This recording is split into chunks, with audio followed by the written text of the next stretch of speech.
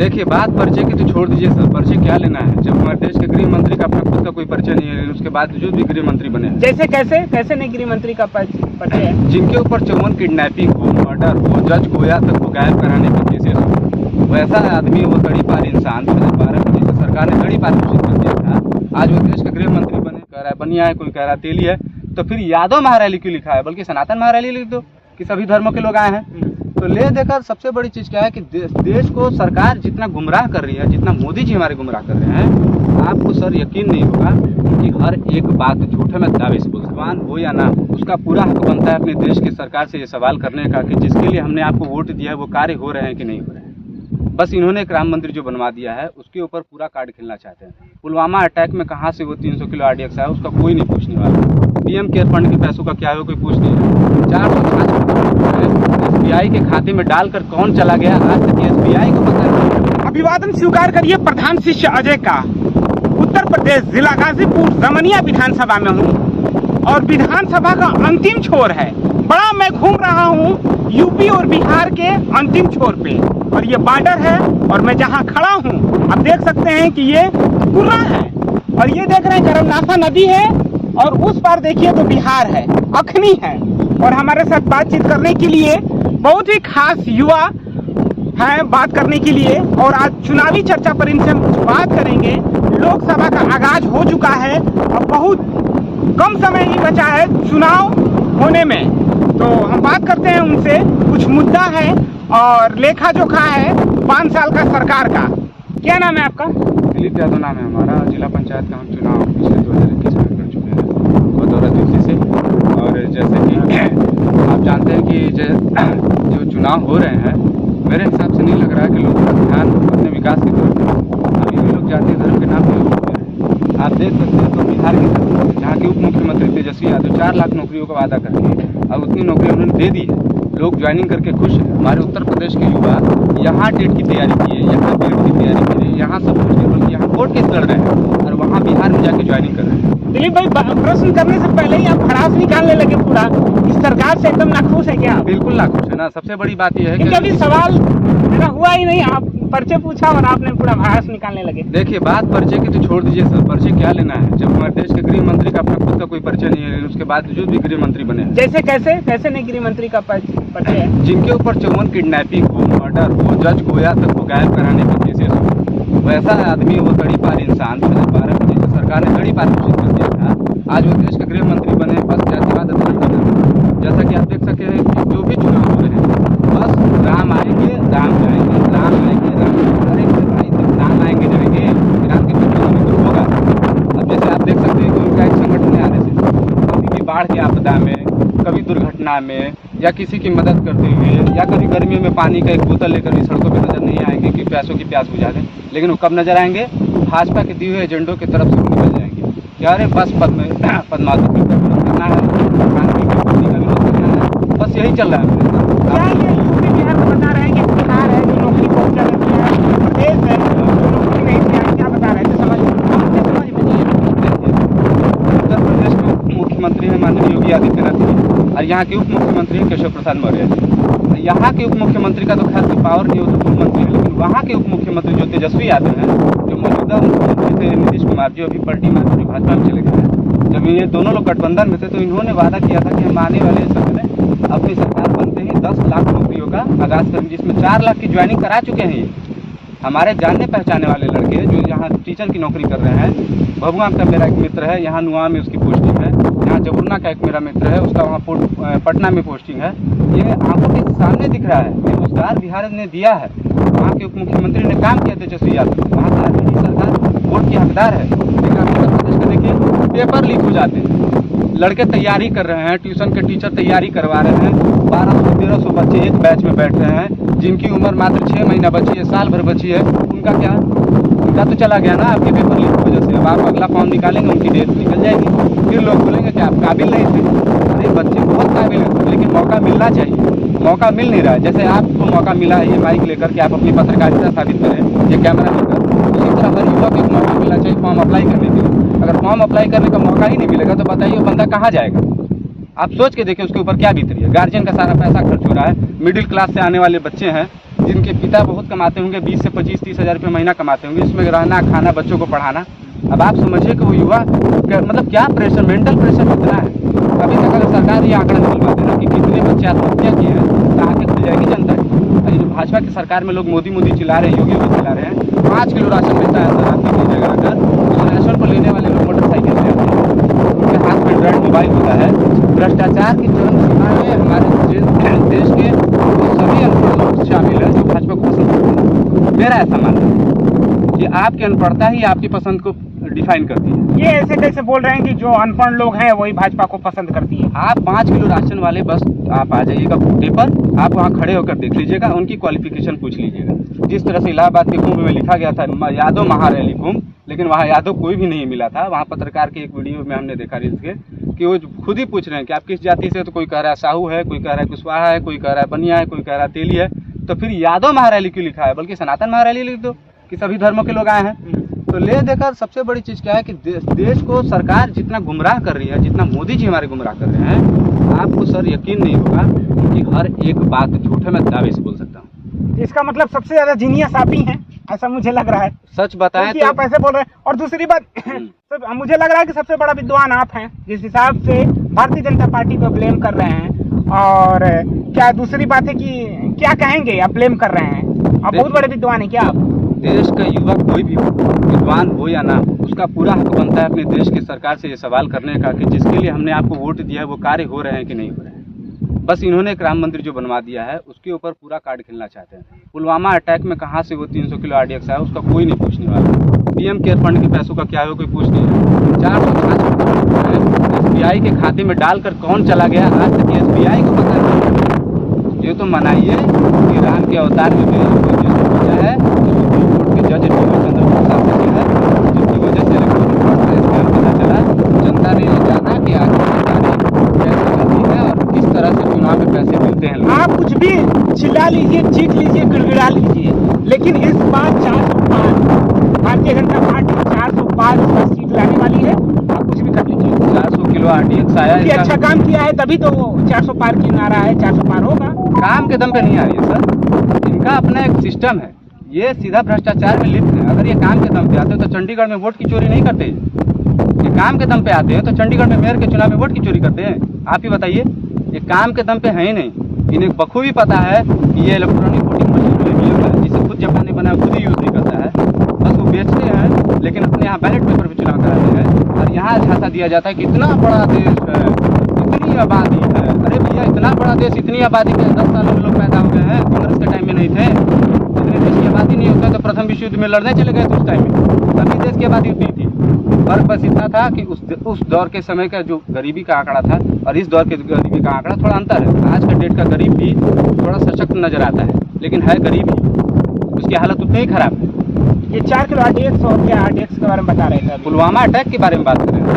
आज तक किसी ने सूद नहीं ली कि उसकी जाँच का क्या हुआ। हम युवा हैं, फौज की भर्ती देखते हैं, हमारे देश से लड़के जो जाते हैं गाँव से, उनका पहला सपना होता है कि हम फौज में जाएं। अब बाई नेचुरल है ये, क्योंकि हमारा जिला ही इसलिए जाना जाता है कि हम सैनिकों के जिले से आते हैं। मीर अब्दुल हमीद साहब की वजह से तो पूरा हिंदुस्तान जानता है कि जिला गाजीपुर के युवा का पहला चॉइस अगर कोई होगा तो फौज ही होगी। और फौज के साथ अगर ऐसा सलूक हो रहा है, अभी देखिए अग्निवीर इन्होंने लागू कर दी। मैं बार बार लिख रहा हूँ सोशल मीडिया पर #बॉयकॉट अग्निवीर, लेकिन उसका कोई असर हो थोड़ा। अग्निवीर से खुश नहीं है क्या? अरे सर, अग्निवीर से कैसे खुश होंगे? 75 साल का बुजुर्ग अपने लिए तीसरी बार मौका मांग रहे हैं कि मुझे देश चलाने के लिए मौका दीजिए मोदी जी। 60 साल के लेफ्टिनेंट ब्रिगेडियर कह रहे हैं कि फौज हमारे लिए बेहतरीन है, और 4 साल के लिए अग्निवीर भर्ती करें। क्या मतलब मांग, आप समझ रहे हैं क्या बात कर रहे हैं आप? ये अग्नि योजना जो है जिसके बारे में आप बात कर रहे हैं, इसका नुकसान हम आपको दिखा देते हैं।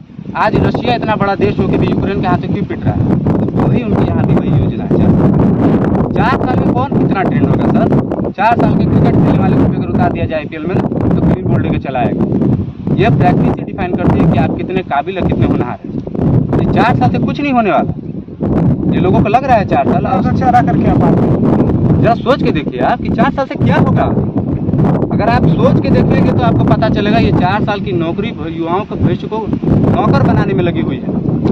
सैनिकों में और मजदूरों में अंतर होता है सर। सैनिक लड़ने के लिए होते हैं और मजदूर काम करने के लिए। इन्होंने दिहाड़ी को मजदूर बना दिया। लोग मजदूरी में भले फॉर्म अप्लाई करें, लेकिन मैं इसका पूरा विरोध करता हूँ। हमारे राहुल गांधी हिसाब से मेरी नज़र में एकमात्र ऐसा युवा पढ़ा लिखा प्रत्याशी है जो उस लायक है। अब मुझे मोदी जी से आपत्ति इसलिए बात की है कि अग्निवीर योजना जो है युवाओं के भविष्य को बर्बाद कर रही है। आज के डेट में लोग जाते हैं तो पूछते हैं कि अरे किस जॉब में है आप, अगर कोई कर दिया गलती से अग्निवीर, उसकी वैल्यू वहीं घट जाती है। और लोग जबकि पहले इज्जत की नज़रों से देखते थे, और फिर अग्निवीर में देखिए सम्मान क्या मिल रहा है, लोग शहीद हो रहे हैं, एक को सलामी दी जा रही है जो पुराना है, दूसरे को नहीं मिल रहा है।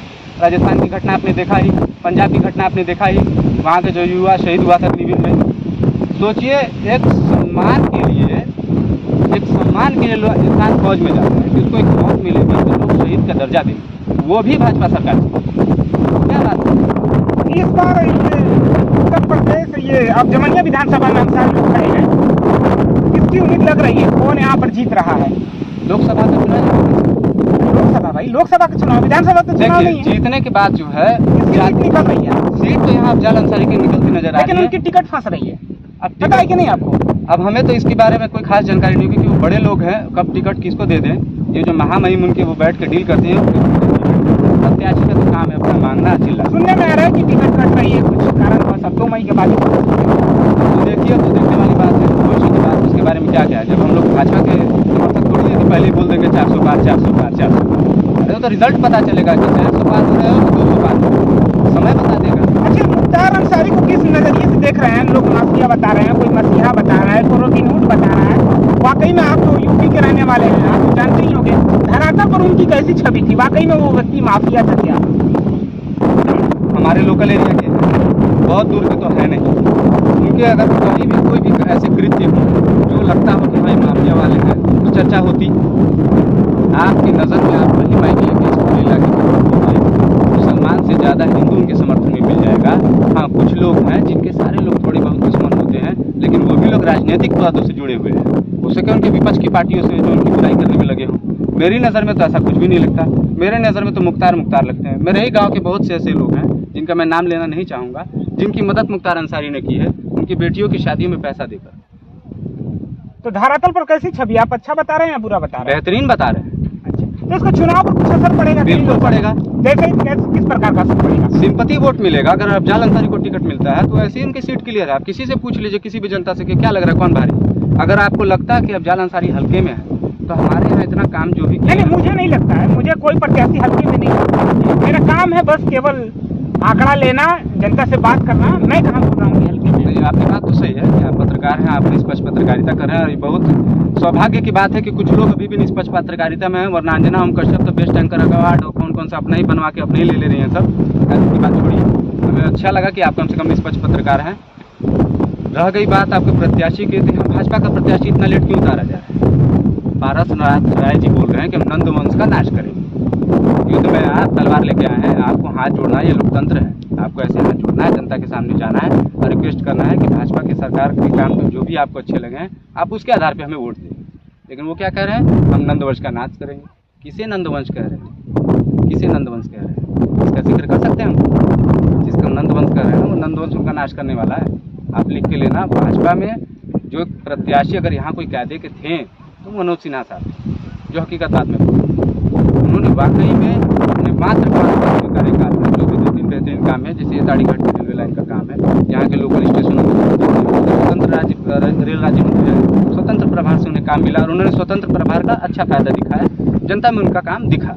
जो पद पे वो थे उस हिसाब से वो बेहतरीन प्रत्याशी थे। लेकिन आपको पता होगा कि यह अफवाहें जनता में फैली थी कि मुख्यमंत्री पद के बहुत भारी दावेदार हो रहे हैं मनोज सिन्हा साहब, इसलिए उनका पद तक। अभी आप देखिए केशव प्रसाद मौर्य, जो व्यक्ति उप मुख्यमंत्री रहा हो 5 साल, वो एक विधानसभा की सीट नहीं जीत सकते हैं सिरापुर से। क्यों? सब टेक्निक है।